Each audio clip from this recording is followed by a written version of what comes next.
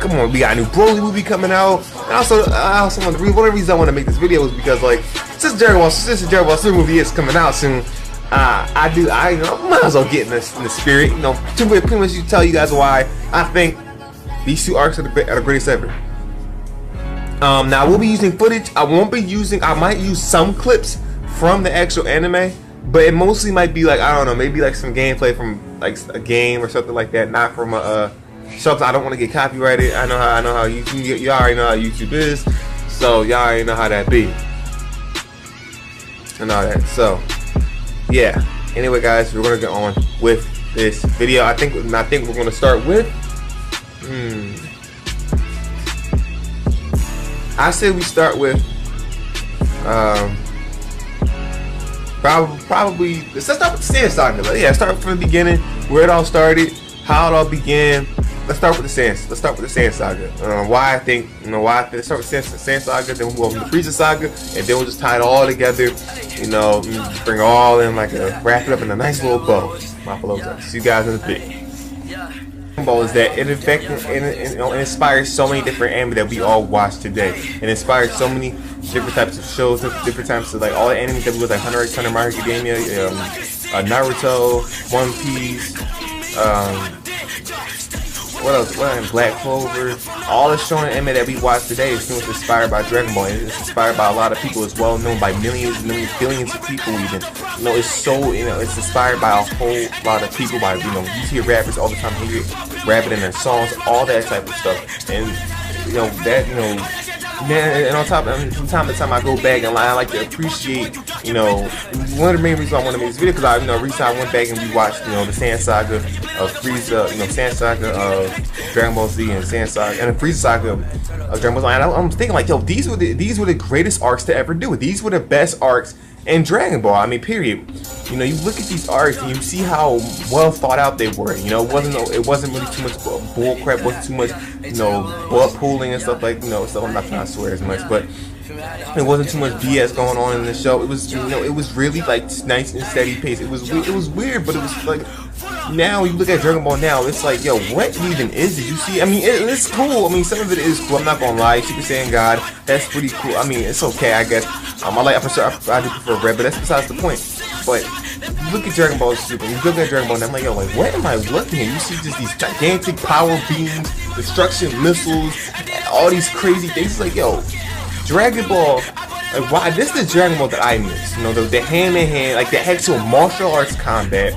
The whole, the meaning behind the enemies, the credible backstory, like with Frieza. In the Frieza Saga, we know why.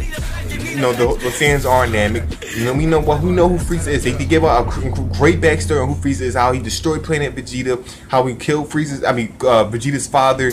We understand why Vegeta wants to get revenge on Frieza, or how much he hates Frieza. We understand why he gets the urge to destroy him. And when Vegeta went down against Frieza, when Frieza killed him, bro, the amount of feels that I got in that, yo. The amount of feels I got, the emotion that I was going through was just crazy.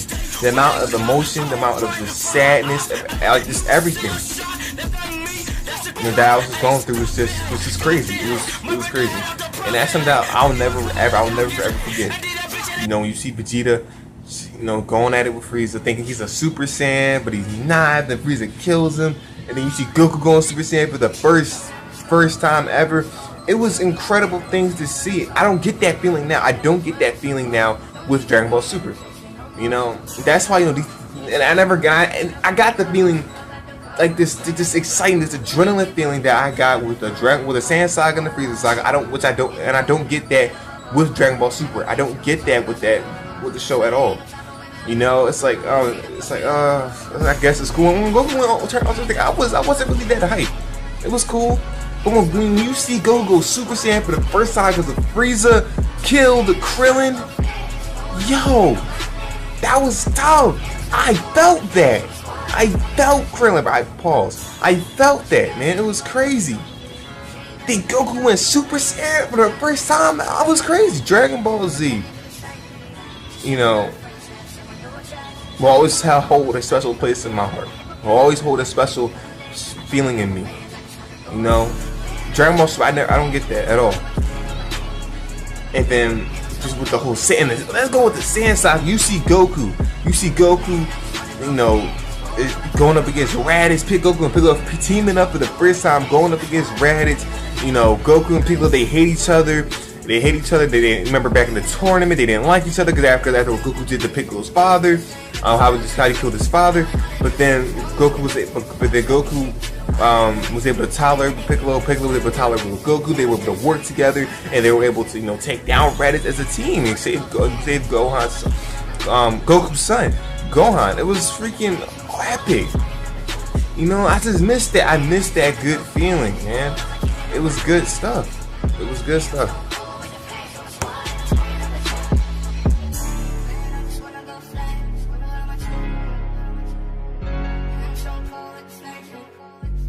What I like about so much in the Saiyan Saga is that at least in the Saiyan Saga and the Frieza Saga, at least, you know, the side characters actually got a little bit more shine. The side characters in the Saiyan Saga had you know, way more shine, had way more screen time, had a little bit more impact. You know, I mean, sure, it might not have been a lot, but it's way more than what we get now in today's Dragon Ball. You know, you got characters like Piccolo putting in some work. You see Krillin putting in some work. You know, Krillin was a huge help. Krillin was a huge help in that Saiyan Saga when Vegeta first went Grade 8. Now, Krillin's nowhere to be found in none of the fights. You see that now? It's none of that. It's none of that. In the Frieza Saga, you see Krillin, Gohan, Piccolo go put in work, try to team up and take down Frieza. Take down the Ginyu Force while Goku was in the healing tank. You know? Put it in work. Gohan putting in work. Vegeta putting in work against the Ginyu Force. You know? Now it's not all about the side. Now it's mainly all about Goku. It's all about Goku getting his OP transformations. You know, it's all about Goku becoming stronger, trying to surpass Beerus. You don't get none of that. You know, you don't get none of that. None of the characters teaming up and fight. You don't get none of that in Dragon Ball Super. You get, other than Goku, Goku and Frieza teaming up that one episode against Jiren. Like what? You know what I'm saying? The development, you know, in the Saiyan Saga and the Frieza Saga was way better than the character development that we get. Character development that we get now. You know, the fighting was better. The characters were interesting. I know I care more about the characters. The villains in the Saiyan Saga, and I care in the Frieza Saga. You know, I care way more about the villains. Way more. No, during the first two arcs, you get introduced as one of the most best characters in Dragon Ball. First off, you get Vegeta. Vegeta, you know, he's inspired. You know, he wants to be the strongest of them all. He wants to be the best. In the sense that all right, let's start from the beginning. In the beginning, you're introduced from the Vegeta. You're introduced for Vegeta. You know, he's one of the most bad characters. He's one of the most best characters in the whole entire show. End up being the strongest character. You know, all the way up to Dragon Ball Super. You know, he wants to be strong. He wants to avenge his family after what Frieza did to him. And then after that, and then during the Saiyan Saga, you get Gohan, who doesn't want to fight, but he has to, so he can protect the Earth, who eventually ends up low-key quote unquote surpassing Goku later down the line as he gets older and he gets more mature. You know, you get to do stuff in the Frieza Saga, and you get to do stuff. Frieza, arguably the greatest, in my opinion, the greatest Dragon Ball villain of all time. Nobody touches Frieza. You know, he's amazing. Powerful villain who destroyed Planet Vegeta. You know, we understand his backstory. He is controlled. He uses people. He's not that fun. He's not good to work with. He'll stab you in the back. He's a snake. You know, he's a great character. The way in everything. You know, King Kai, who teaches Goku how to master the Kaioken. Not master, but he teaches him the Kaioken. He helps him. He made him stronger, so he could become. So he can ended up help you guys defeat guys like Nappa, defeat Vegeta. Like, all that was so beautiful. You had Dragon Ball, and during the Saiyan Saga and the Frieza Saga, Goku had to work to get where he had to get to. And now in Dragon Ball Super, he's given every transformation. He's given everything. He gets everything he wants. In the Buu Saga, he was practically given the Super Saiyan 3. Once the Frieza Saga and the Saiyan Saga came to a close, that's where the characters became, you know, not really that important. As time went on, as the arcs went by, the characters became, my voice cracked, the characters became more useless. There was no use for the characters anymore. At that point, it was mainly all about Goku and Vegeta. And Gohan during the Buu Saga. You know? From that point on, you know, since Dragon Ball Super, all that's tied together, Dragon Ball, Dragon Ball Z, Dragon Ball Super, all that's tied together, all that's canon, the arcs of Dragon Ball Super were garbage. That all the arcs in Dragon Ball Super were practically Goku getting transformations. In Dragon Ball, you see Goku work, you see Goku go through the pain that, you know, that he goes through. We see him lose we saw him lose freaking Vegeta, we saw him lose Krillin. You know? You get these feels, you know, that happened in the Saiyan Saga and the Frieza Saga. You don't get that. I didn't get that same feeling in the Buu Saga. In the Cell Saga, the villains, in my opinion, are way more memorable. You know, you always remember Frieza. You'll always remember, you know, Vegeta. The villains were a lot better. The characters were a lot better.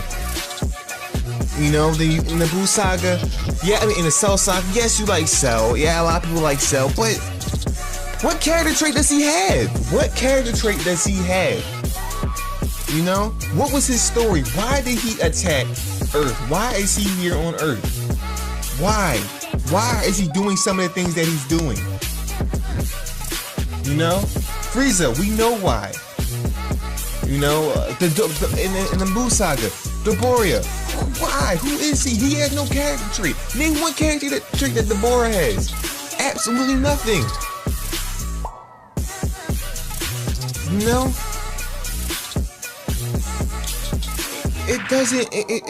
This doesn't, no.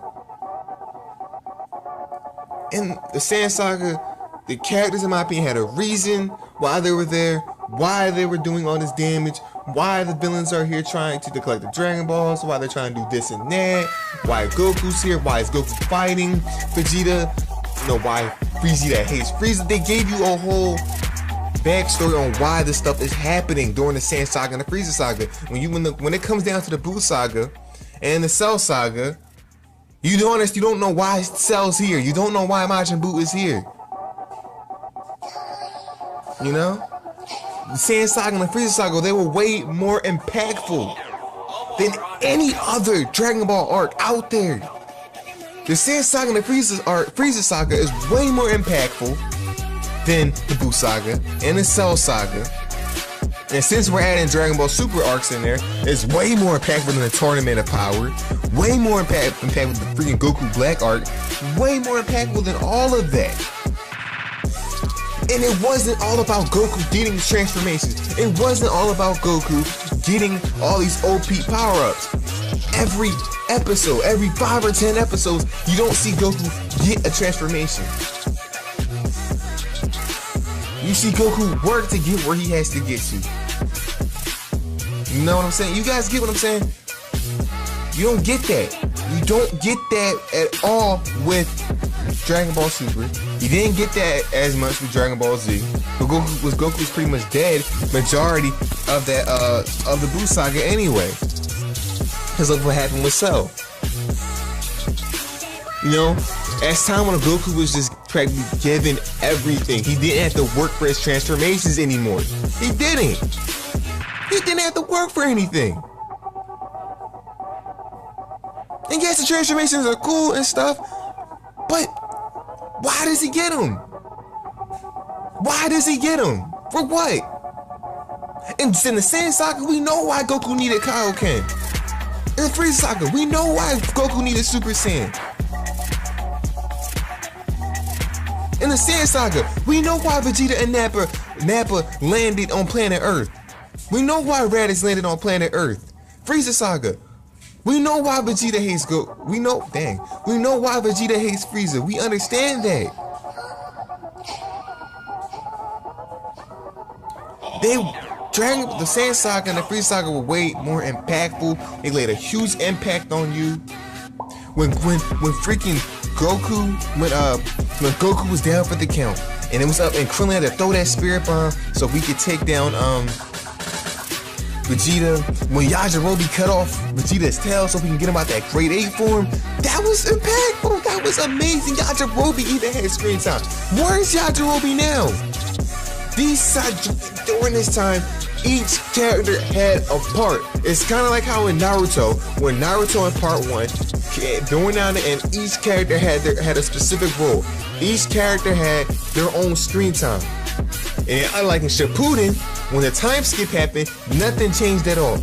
Absolutely nothing. When Naruto Shippuden came around, no character was getting no type of screen time. It was all about Naruto and Sasuke at that point forward. At least in part 1, you got a chance to see Sakura put in work in the tuning exam. You got a chance to see my man's Rocket Lee. My favorite, top 3 Naruto characters in part 1. Dookie on in part 2. You know, it goes off like that. In the time skip, at least, you know, in the time skip for Naruto, it didn't make much sense. So going back to this. As the arcs went up, everybody started getting weaker. The characters were useless. At least in the Saiyan Saga, at least in the Frieza Saga, the characters got screen time. Each character played a specific part. But once you come down to the Cell Saga, once you come down to the Buu Saga, once you come down to the the Beerus Saga. What was after the Beerus Saga? The Frieza Saga. It was the Golden Frieza arc or whatever. It was all bled. None of the characters were doing nothing. But not in the Saiyan Saga and the Frieza Saga. No, it wasn't like that one bit. And yes, I get it. And yes, so let's go back to the Frieza Saga. Yes, I get it. Cell. I know how much we love Cell. We love. Some people love Buu and stuff like that. People love Buu and all that. But they're not as interesting as Frieza. Frieza is, like I said before, he's a snake. He's manipulative. How do you say? However you say that word. He is control freak. He does anything. He's racist. He's everything. He's way more interesting. I was way more interested in Frieza, and that's why he's my favorite villain, you know, of all time. It's simply because of how powerful this man is.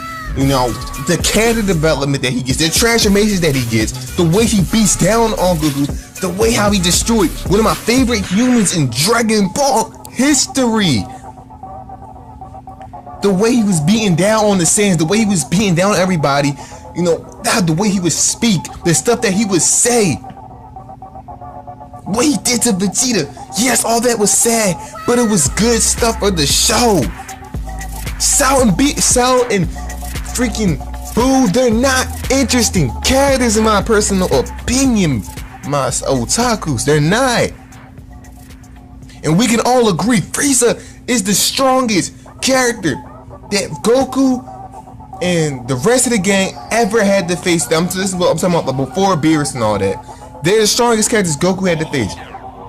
And Dragon Ball Z history, I should say. And on top of that, the personality in Frieza is a lot better than Cell. Cell is he's a boring character. Cell didn't start becoming interesting until he got his perfect form. But other than that, Cell was boring. Boo.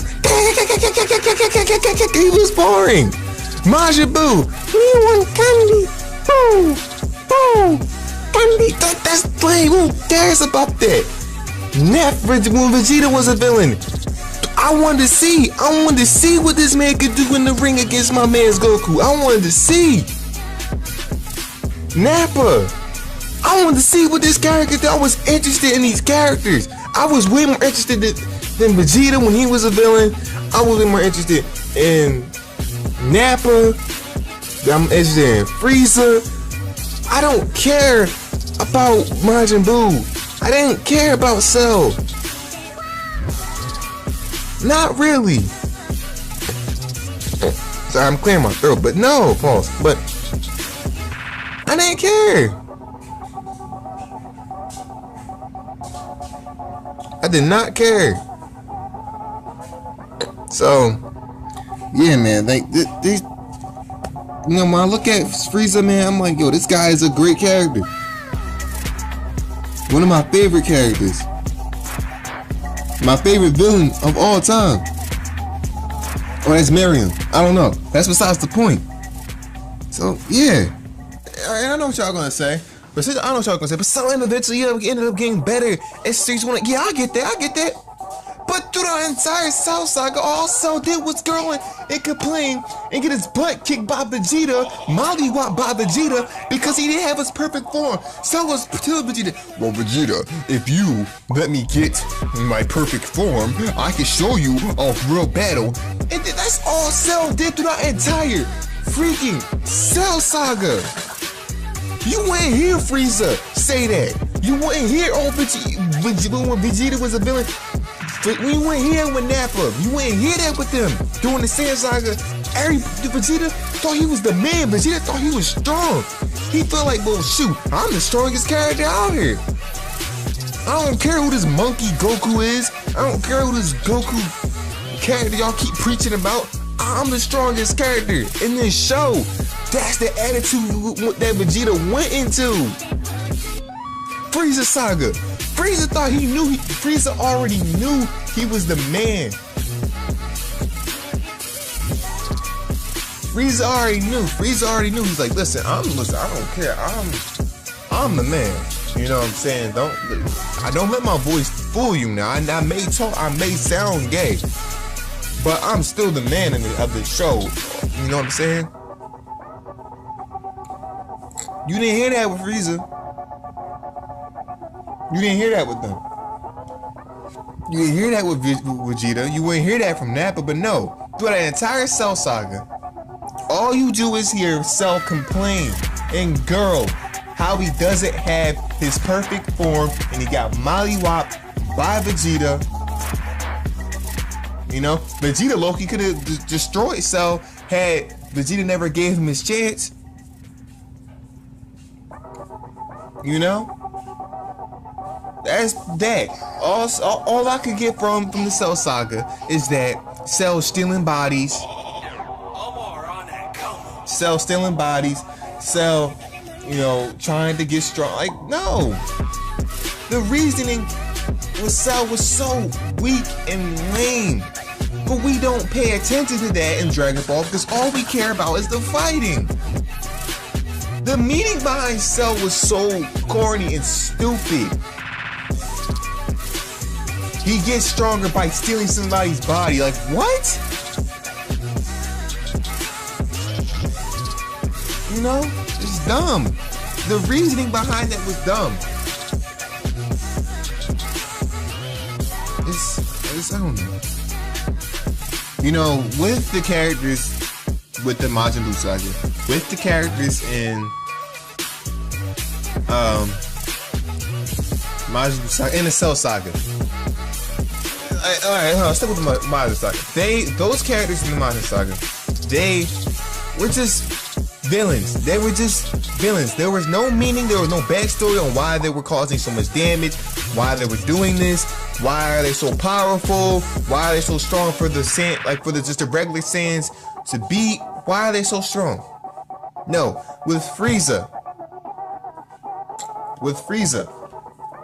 he goes into the fight, you know, once it feels like, you know, the Saiyans are already feel like they have a plan. Once they finally got their game plan down, Frieza's already 5 steps ahead. Frieza's already so many steps ahead of them. Frieza is everything that you, like, he's smart, powerful, everything that you need. Everything. Vegeta, Nappa, those characters were strong. Those characters were smart.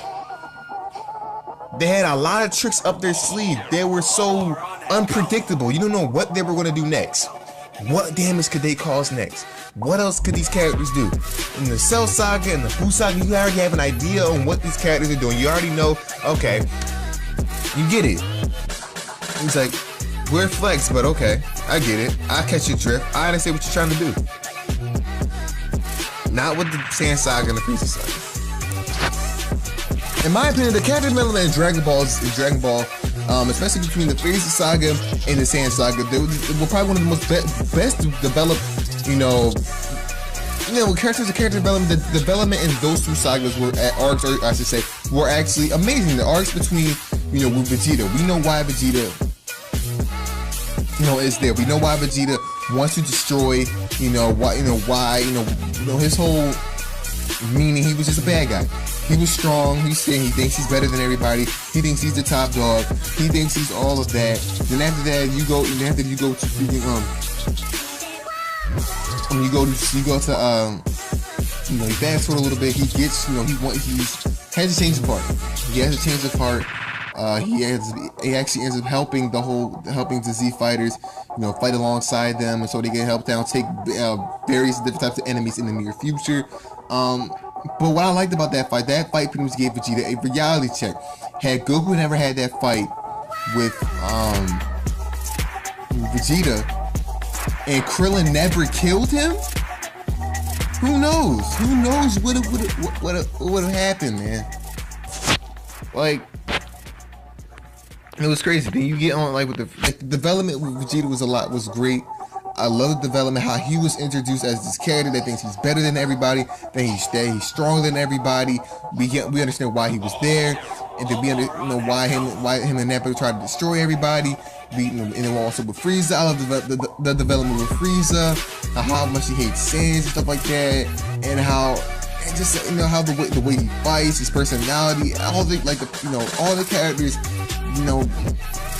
I loved how we get a chance to see Gohan and the Z fighters go up against Frieza. Then later on during the Frieza Saga, I love how when we see Goku go Super Saiyan for the first time. That was great development in Goku, because he realized he lost his best friend, so now he has to take things seriously. He has to become this powerful person so we could take down Frieza, stuff like that. All that was great.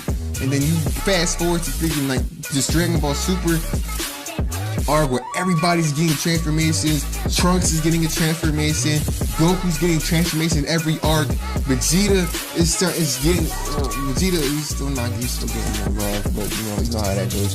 But Goku's getting a transformation in every arc. It's all about Goku. Goku's the pretty boy.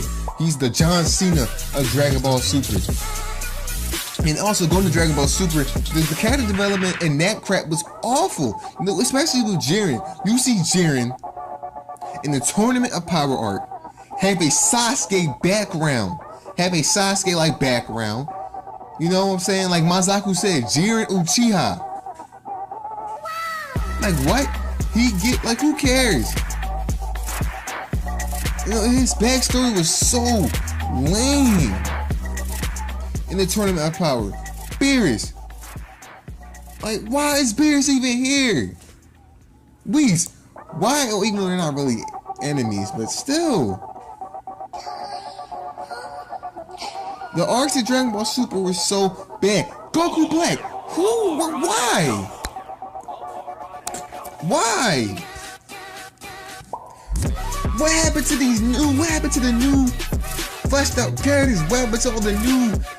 Where all the unique characters at? You don't get none of that. Frieza was the only unique character in Dragon Ball. Vegeta was a great villain for the time being in Dragon Ball. And then after those two arcs, it just goes downhill from there. Character development isn't that good. Gohan becomes weaker. All the characters become weaker. They don't adapt to the times. They all get weaker. They don't have no power at all to help Goku at all.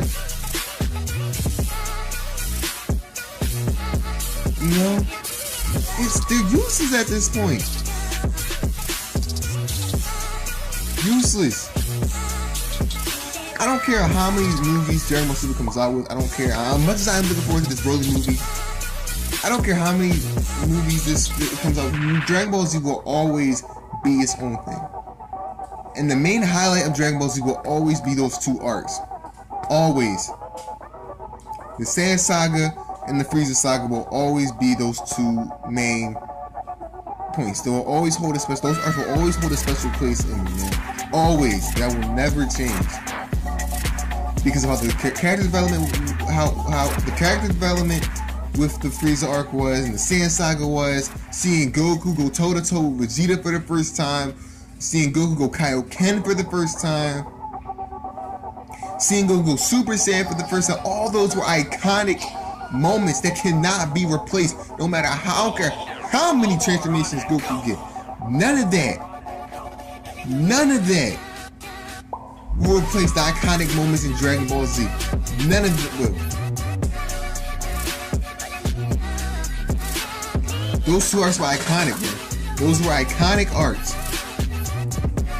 Character development was great. Side characters getting shine. You know? Hand-to-hand combat. Seeing side characters like Krillin get screen time. Yajirobe get some screen time. Krillin get a part. Each character got their own part. Piccolo had one of the most iconic deaths in anime history. Vegeta had one of the most iconic deaths in anime history.